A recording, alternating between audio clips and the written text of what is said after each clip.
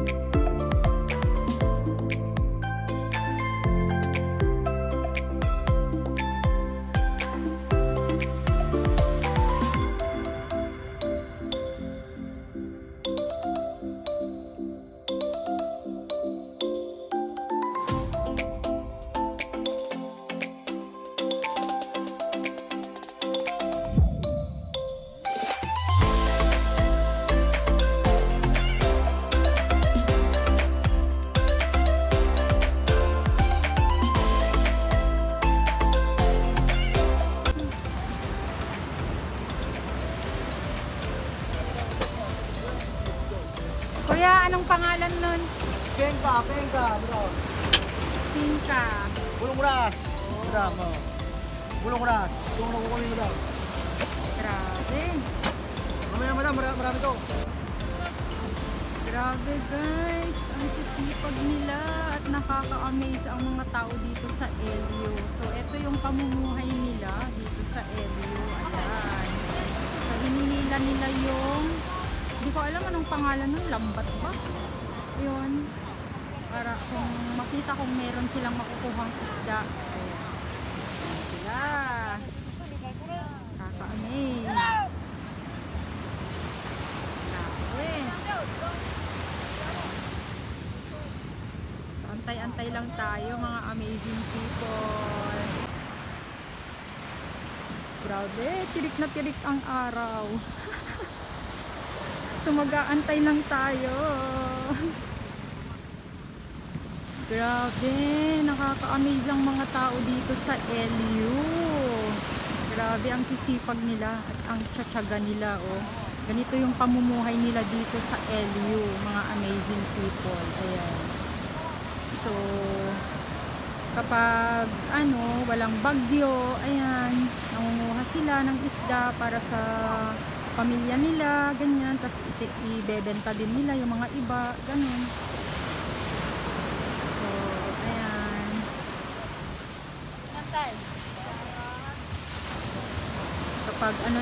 Kapag may bagyo, yun lang, mahirap dito. Pero grabe ang ganda dito sa LU. Grabe. Sobrang ganda talaga.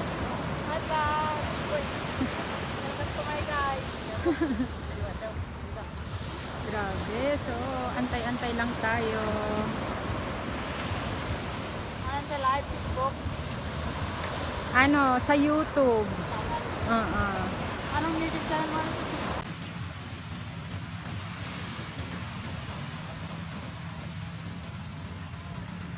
Grabe, mga amazing people. 10:30 na. So, wala pa din. So, kailangan natin mag-antay-antay.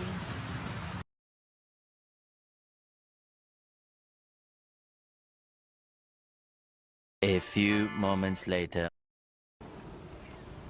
So, tignan natin kung nakarami sila ng nakuha. Pag maraming nakaano dyan sa... Ayan. So, tignan natin mga amazing people kung nakadami sila ng kuha. Ayan, malapit. So, ayan na nga, malapit na. Tignan natin kung makakarami sila. Kasi ito pala yung tawag dito is, tawag pala dito, lambat. Lambat naman yung alam namin. Pero dito sa LU, ang tawag nila is, lambak. Lambak daw eh. Grabe. Ipangatikon! Ipangatikon! Grabe. Nakaka-excite. Sobrang init. Tanghaling tapat na mga amazing people. Ayan, naghihiyawan ang mga tao.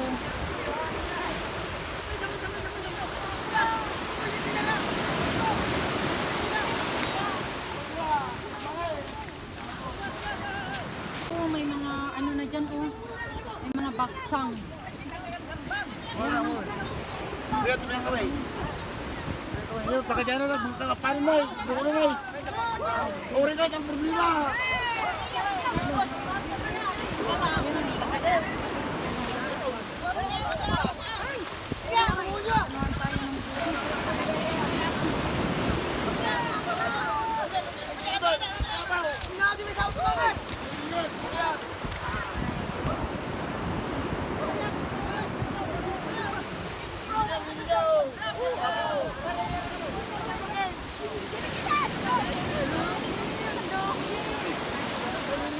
Hindi lang ako. Tulog na! Hindi ako.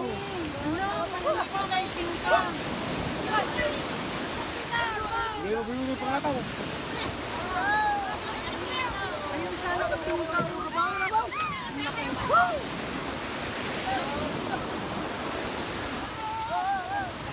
Nagiyutan! Maluwag!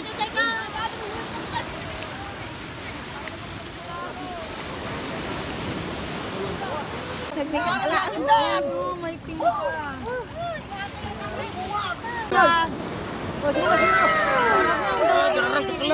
Jalan jadi dulu kan. Antay dagat mo sito. Nga pa patumitan. Takbay. Sige. Ano, anong tawag dyan? Tilapia yan? Hindi po. Hindi, yung yan isda. Anong tawag dyan?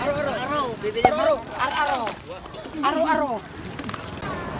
Yan mo nagtagpon.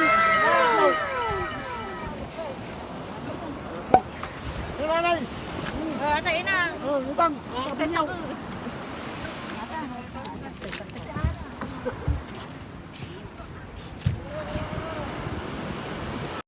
A few moments later. Anda po saya. Anong pangalan mo, Lo? Bonifacio Pakulan. Ala, magkaanak pala tayo. Pakulan din ako eh. Oo. Pakulan. Yung tatay ko taga Ilocos lang, yung taga nanay Ilocos ko ang lang, taga taga dito. dito. Sila Uncle Lando, yung uncle Ay, ko. pinsan ko yun. Si Uncle Jimmy, yung namatay na. Pero patay na. Oo, sila Auntie Rosie. Pumunta lang ako dito ang Ilo kasi dito rin kasi nilibing si mama ko. Maaga namatay siya, 53 pa lang niya. Ano siya, na-atake. Saan doon sa ano? Sa vegan kami. Nabigan kayo? Oo. So mag-anak pala tayo, Lo. Oo.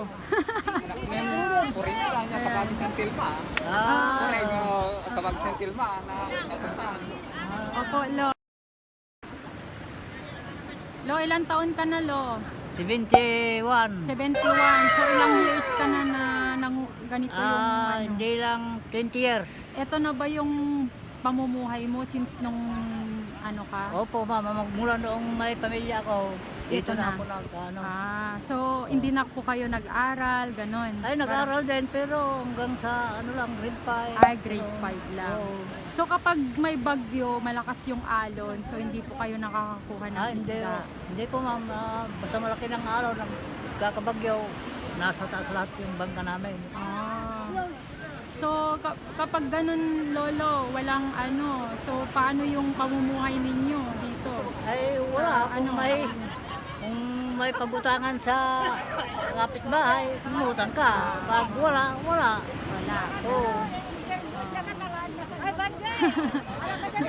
So ganun yung pamumuhay dito sa Elio. Oo, dito sa tabi ng dagat, ma'am, talagang mahirap talaga. Ilang taon na po kayo ulit, Lolo? 71. 71 years old na si Lolo. So ilang years na rin siyang ano, pangingisda yung kanyang pamumuhay dito. Kaya ang bag na ito, hindi lang 20 years.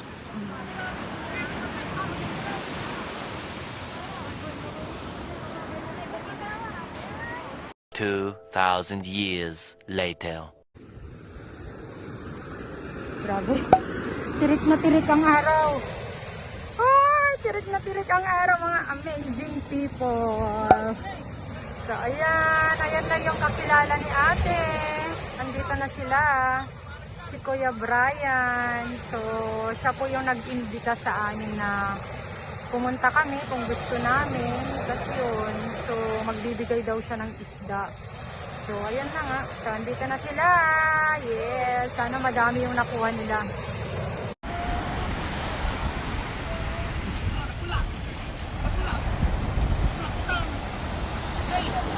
So, mayroon pang isa, mga amazing people.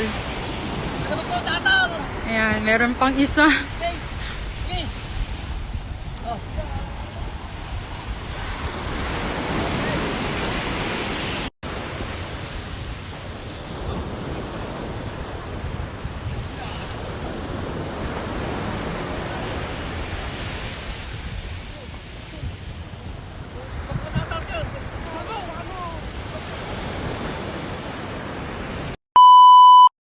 A few moments later.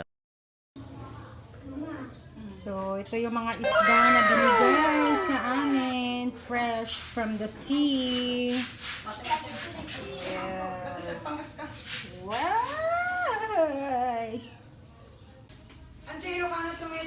So, ito yung bigay ng kaklase ni ate. Triangulo. Hindi ko alam yung pangalan ng kaklase niyang isa. Anong pangalan yung kaklase mo na nagbigay nito? Yung Brian. Hindi, yung isa. Ay, si Tuyo. si Tuyog. Kuya Tuyog, thank you. Tapos ito naman, bigay ni Kuya Brian. Ayan. Tapos itong pingka, bigay ni Lolo Bonifacio. Ayan, grabe ang laki.